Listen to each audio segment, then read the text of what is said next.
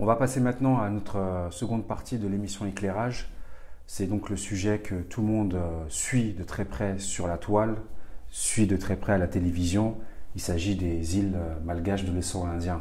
Alors, pour rappel, au mois de juin, le président Rajoelina avait rencontré le président Macron lors d'une première entrevue qui avait lieu en dehors du continent africain. C'était la première visite à l'étranger pour le président de Madagascar.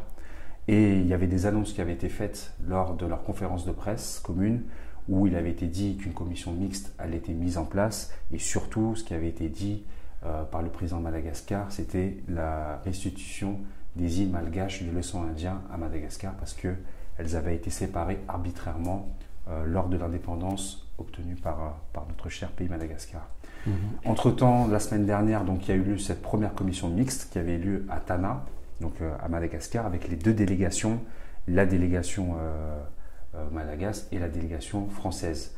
Un communiqué a été transmis pour rendre compte de cette première commission et ce qui a été acté, mais on pouvait le subordonner très fortement, c'est que les deux restent finalement sur leur point de vue, campent sur leur position, où chacun revendique la souveraineté donc, des îles malgaches de l'océan Indien.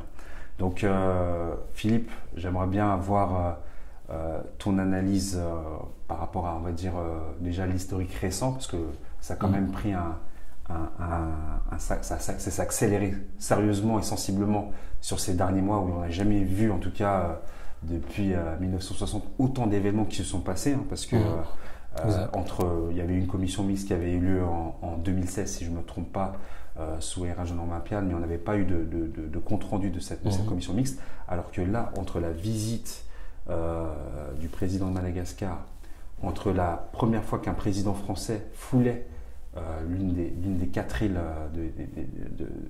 des îles malgaches, et donc cette commission mixte, il y a eu beaucoup de choses. Donc j'aimerais bien vraiment avoir ton analyse par rapport à tous ces événements et quelle est un peu ta position et ton point de vue.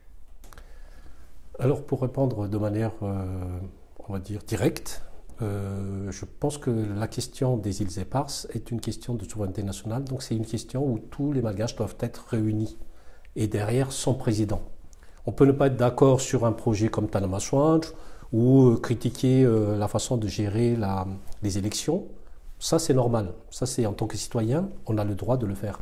Par contre, quand il s'agit d'un enjeu de souveraineté nationale, qu'importe le président en place, il s'agit de notre patrimoine, donc de notre héritage, mais également de ce qu'on va léguer aux enfants, à nos enfants et à la génération future.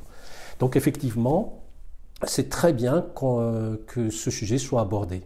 Parce qu'on se rappelle que le 12 décembre 1979, la résolution des Nations Unies a été claire et précise. Il fallait restituer les îles éparses, comme on appelle donc îles malgaches, à Madagascar.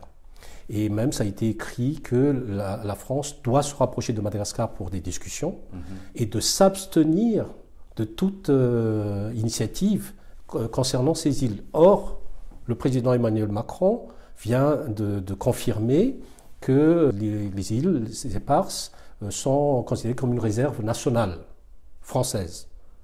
Donc c'est une initiative qui est à l'encontre d'une résolution des Nations Unies. On sait aussi qu'à l'époque, Mme Ségolène Royal a déjà octroyé des permis pas encore d'exploitation, mais des permis d'exploration sur ces zones-là. Donc tout ça, ce sont des actes que la France ont effectués et qui sont à l'encontre de la résolution du 12 décembre 1979. Si Madagascar ne dit rien, tout va se passer comme si les îles malgaches sont françaises. Oui. Donc c'est à nous de revendiquer et effectivement d'aller vers la concertation. D'abord, la commission mixte, ok, mais c'est tout à fait normal qu'à l'issue de cette première rencontre, les points de vue sont différents. Parce que là, il ne s'agit plus d'agenda, il s'agit vraiment de posture. Oui, et les îles malgaches, ça appartient à Madagascar. La zone exclusive économique, c'est de 200 miles. Ces îles sont dans la zone économique exclusive de Madagascar. Historiquement, avant le 1er avril 1960, qui est un poinçon d'avril de l'époque. Ça a été modifié pour qu'il ne fait pas partie du lot on va dire, de territoire malgache au moment de la signature de l'indépendance. Mais tout ça, ça doit être remédié et ça a été déjà accepté par l'Union africaine, par les Nations Unies en 1979. Actuellement, c'est à tous les Malgaches donc, de se mobiliser. Il faut réunir, paraît-il, ce qui est épars. Donc, on ne parle plus des îles éparses, mais de Madagascar, îles unies. De telle manière que nos descendants, enfin la génération future, puissent profiter de la gestion des richesses qui sont énormes, hein, que procureront ces îles. À un moment donné, le ministre des Affaires étrangères, actuellement candidat à la mairie, Nana Leititoen, a dit dans une émission télévisée en France que Madagascar n'est pas à même de gérer ces ressources, enfin ces îles. Je pense qu'il ne faut pas adopter cette posture. Pour la simple et bonne raison qu'il y aura 3 étapes. La première étape, c'est qu'il y a d'abord restitution. Parce que juridiquement, ces îles sont malgaches. Donc Madagascar, îles unies. La deuxième chose, on peut préserver ces îles pendant une période de préservation, de telle période que pendant ce temps-là, effectivement, les richesses naturelles ne soient pas touchées, mais qu'ils sont déjà dans la juridiction maritime et territoriale malgache. Quand on sait le nombre de diplômés malgaches issus des lycées, des collèges, des universités en France, aux États-Unis, au Canada, c'est à nous, c'est aux dirigeants malgaches d'avoir cette volonté politique de préparer, on va dire, la matière grise, la connaissance, les politiques qui permettront de gérer comme il se doit ces richesses qui appartiennent aux Malgaches. Donc, ce n'est pas parce qu'on n'est pas muni aujourd'hui de techniciens ou de gens capables de gérer qu'on va tomber dans le piège de la cogestion, parce que c'est un piège. On ne partage pas ce qu'on a. C'est à nous d'abord. La cogestion, ça peut attendre dans 20 ans, dans 30 ans. Tous nos intellectuels, tous nos ressources vives pourront s'organiser de manière à ce que dans 20 ans, dans 30 ans, on sera à même de gérer comme il faut ces îles malagasy. D'accord. Il y a 2 points que j'aimerais aborder avec toi concernant les îles malgaches de l'océan Indien. C'est, la première, c'est comment tu entrevois les choses pour la prochaine commission, parce que là, en fait, le cadre est posé maintenant, dans le cadre de cette première commission. Donc la deuxième, on peut très vite envisager qu'on va entrer dans le vif du sujet et de savoir comment ça va se goupiller, à savoir sur cette question cruciale de la souveraineté, qui va l'obtenir. Et une fois que la souveraineté sera obtenue, comment ça va se gérer concrètement, parce qu'on sait qu'il y a une présence militaire française sur ces 4 îles. On sait aussi qu'il y a des chercheurs et comme tu l'as dit tout à l'heure, il y a déjà des licences qui ont été attribuées sur toute exploration par rapport aux hydrocarbures et un certain nombre de choses. On sait aussi qu'au niveau du secteur du tourisme, il y a déjà des offres qui sont faites et les touristes vont visiter ces îles selon certaines informations qui nous sont parvenues. Donc voilà, moi je voudrais savoir du coup, toi, comment tu vois les choses par rapport aux prochaines commissions qui vont s'annoncer. Comment répondre de manière simple et directe à cette question? Pour moi, la première phase, c'est restitution des îles aux Malgaches. D'accord. Donc une phase de revendication. Ça, c'est la première étape. C'est la première étape et c'est la condition sine qua non pour le reste. Pour continuer. Mais c'est non négociable, c'est déjà c'est la résolution des Nations Unies de 1979 qui caractérise déjà la place où se trouve la France et la place où se trouve Madagascar. Donc à ce sujet-là, c'est l'application d'abord de cette résolution qui doit ouvrir après à une sorte de comment dirais-je, et c'est là où il faut de la concertation nationale pour que nous, Malgaches, on décide avec qui on va faire en sorte de préserver ce patrimoine, d'avoir une période moratoire pour que tout soit, comment dirais-je, que tout soit préservé et défendu, enfin, de manière que pendant cette période moratoire, les Malgaches puissent gérer les îles de manière afin de préparer après la suite de la vraie gestion. D'accord. En fait, si je résume un peu ta pensée, ça se joue finalement sur deux axes. Un, c'est une notion quand même de temporalité, c'est-à-dire qu'une fois que la souveraineté revient à Madagascar, c'est de laisser une sorte de temps pour pouvoir organiser en tout cas un peu tout cette, se réapproprier son territoire finalement. Et avec, je suppose aussi du coup, une présence tout de suite de compatriotes sur ces îles très rapidement au final, c'est ça? C'est ça. C'est-à-dire en séquence, restitution d'abord, préservation et gestion plus tard. Et à ce moment-là, que les Malgaches, puisqu'il s'agit donc d'assumer aussi notre souveraineté, de prendre les mesures juridiques, si besoin militaire, si besoin, avec la présence malgache sur ces îles. Le drapeau malgache doit être sur ces îles et avec une présence.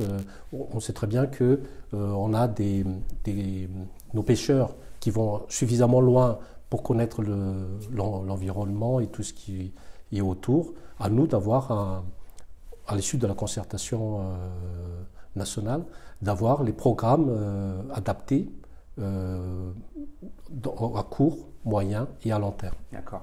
J'avais juste une dernière question à te poser pour finir sur ce sujet fort intéressant et qui intéresse tous nos compatriotes. On sait très bien comment ça se passe avec la France, qui est une grande puissance, l'une des plus grandes puissances dans ce monde. Par exemple, on peut prendre un exemple avec nos frères africains. On sait que sur le continent, justement, au sortir des indépendances, pour tous les pays francophones, ils ont obtenu leur indépendance. Donc la question de la souveraineté qui nous est chère et celle qu'on revendique par rapport à ces îles. Et on sait qu'après, ce qui s'est passé, c'est qu'il y a quand même un asservissement qui a été continué, notamment avec le franc CFA, où on sait que toute l'économie est encore détenue par la France. Du coup, forcément, on pourrait faire des parallèles par rapport aux îles malgaches de l'océan Indien, c'est-à-dire qu'on pourrait obtenir cette souveraineté qu'on revendique et qui est légitime parce qu'il y a des résolutions ONU qui le précisent. Mais du coup, qu'est-ce qu'il adviendra de cette gestion économique où c'est là finalement, quelque part, qui est même le cœur vraiment des négociations? Parce qu'une souveraineté, on peut l'avoir, on l'a vu, le passé le démontre. En revanche, la propriété des ressources et l'exploitation des ressources peut se jouer ailleurs. Et du coup, toi, comment tu vois ça? Est-ce que tu as des inquiétudes? Est-ce que tu as des recommandations en tant qu'analyste politique? J'aimerais bien avoir ton point de vue sur tout ça. D'abord, il faut bien préciser que le lien historique entre la France et Madagascar doit être important. Et il ne faut pas que les îles Éparses deviennent un casus belli qui fera en sorte qu'on n'arrive pas à se respecter mutuellement.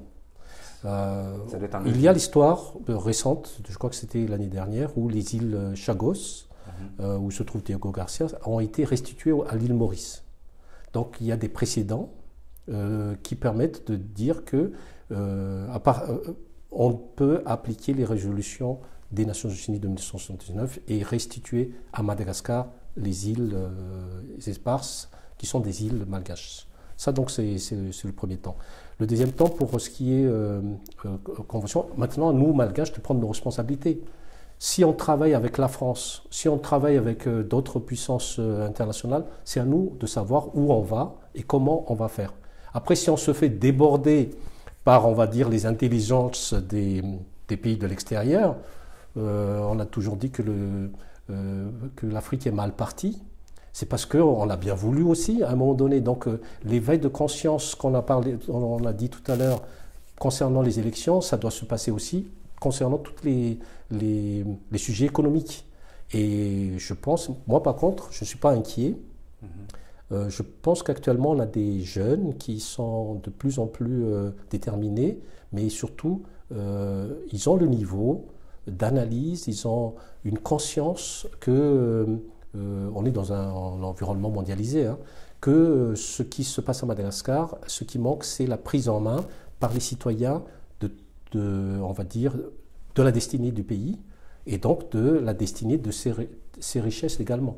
Et à ce moment-là, à nous de mettre en place la concertation nécessaire pour qu'on puisse trouver un programme rapide, efficace, adapté pour gérer nos richesses. Pas seulement les îles Éparses d'ailleurs, mais toutes les richesses actuellement à Madagascar qu'on ne gère pas ou qui sont gérés par d'autres. D'accord. Vous aurez bien compris, les îles Malagasy-Océan Indien, c'est un sujet qui concerne tout le monde et je pense aussi d'ailleurs, ça corrobore un peu ce que tu viens de dire, c'est que la diaspora aussi aura un rôle à jouer dans ce sujet qui est central et déterminant. Il faut que ça devienne Madagascar îles unies. Oui, c'est pas mal ça. Hein. C'est très bien.